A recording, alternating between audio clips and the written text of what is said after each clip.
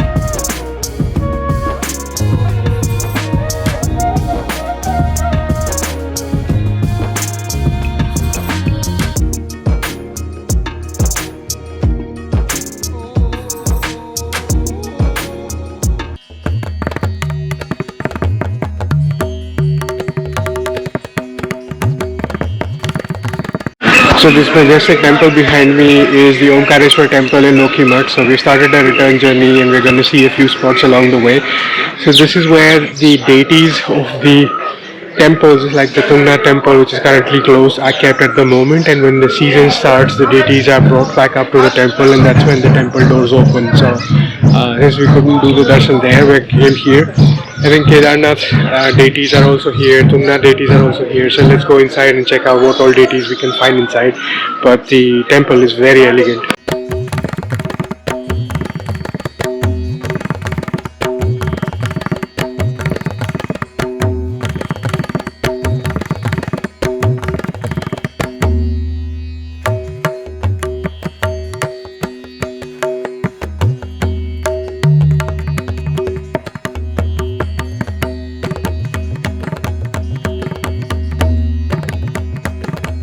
So that's the entire crew. Everybody had very peaceful darshan. The 2 out of 5 Kedars are out here, so we visited them, and the priests were very patient and informative. So we learned a whole lot about the temple premises. Before we leave, everybody say Om Namah Shivaya. Om Namah Shivaya.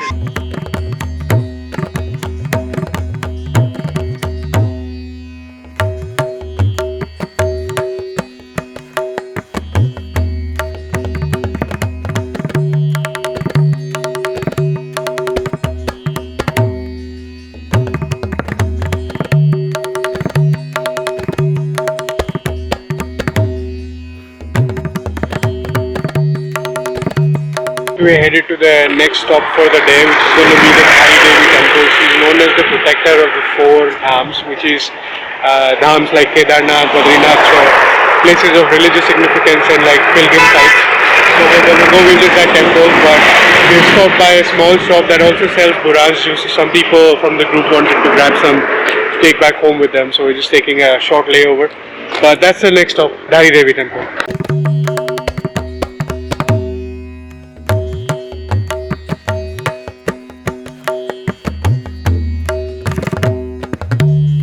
So along the way to the Dhari Devi temple, we are stopping by at a confluence point. So this is Rudraprayag confluence point. Alaknanda and Mandakini rivers join here, and then they follow as united rivers from here onwards. And typically at a confluence point, you're going to find a temple like that. So this is the Rudraprayag confluence point. There's a similar one in Devprayag as well. We'll see if we have the time. That was the one we were trying to see on the way to this place last time, but we didn't get a good vantage point. But this is a very good vantage point from here.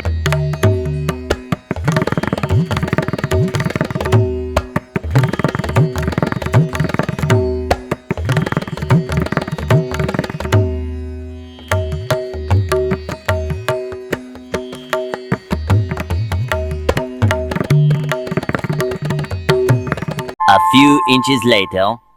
So that's the Dhari Devi temple right there in the middle of the water. There is less water at the moment because it's not the rainy season, but during the rainy season it looks amazing. Anyway, it's a Kali Devi temple, so we're gonna go down, do the darshan and check out the views from down there.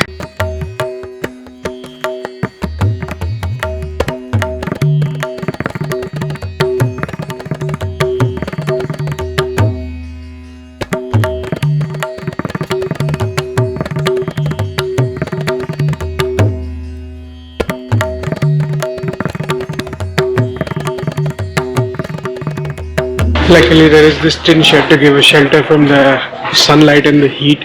We're going downhill all the way to the temple. We have to climb all the way back up to get to the traveler. That's a project for later, but for now I'm excited to see how the things are. It's my first time visiting this temple.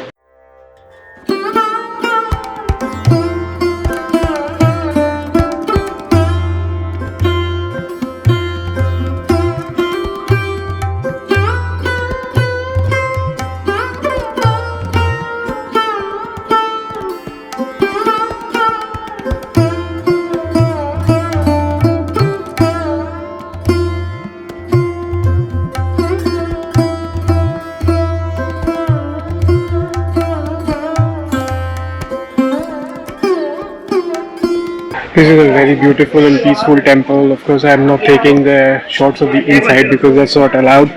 But I think people are walking along the beach side here, and from there, I might be able to get a better vantage point of this temple. So let's try. Very, very beautiful temple, and definitely must visit. It belongs to Kali Devi, who is known to be a very powerful goddess in our culture.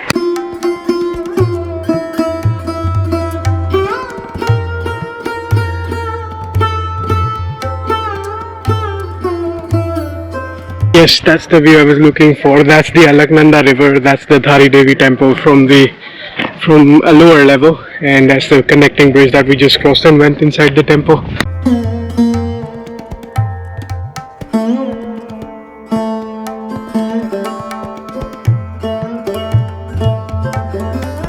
That was an epic experience. The temple right behind me, the vibes here are amazing.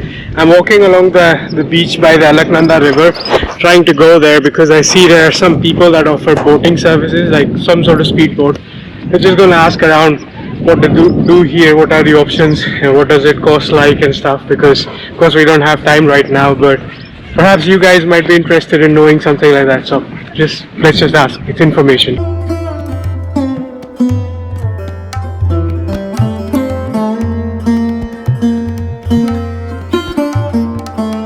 So that's the speedboating point behind me. They say it's about 200 rupees per head, 7 to 8 minutes round, starting from the bridge by the temple over there.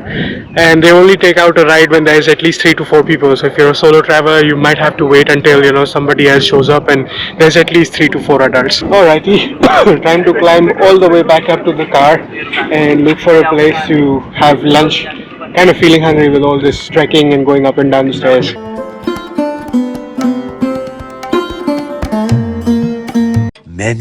Many minutes later. So we finally made it to Devprayag. We're seated in the restaurant inside. This is the view of Devprayag from our restaurant window. And we've ordered some set meals. We don't have a whole lot of time at this moment and everybody's really hungry. So set meals are the go-to. So let's wait for the order to arrive. We're going to dine in and then continue the journey ahead. Still a long way to go. But we still have a few stops that we want to stop at during the journey.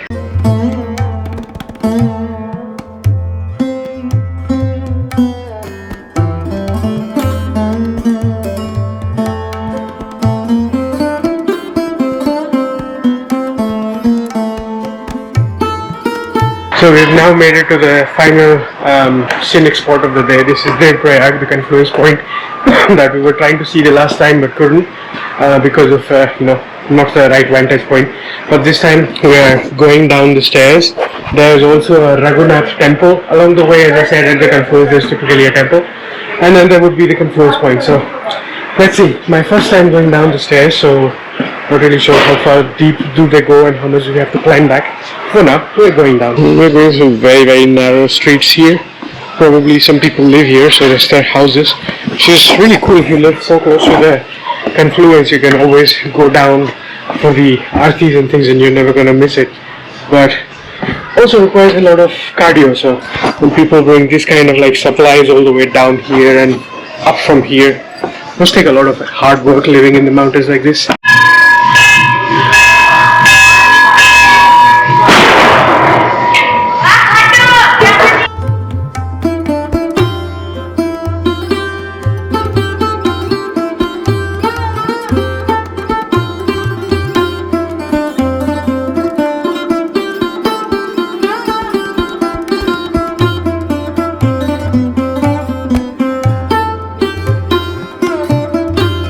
So we made it to the confluence point. This is rapidly flowing rivers.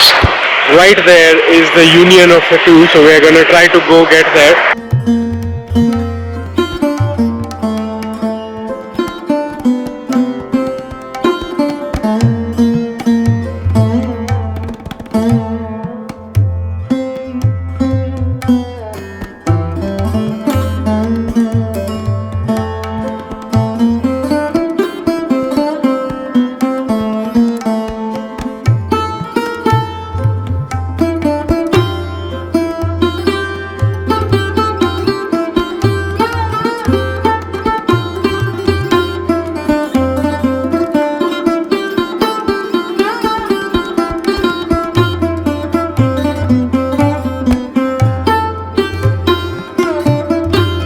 So that was a really nice experience. At the spur of the moment, I decided to take a dunk in the Ganges as well.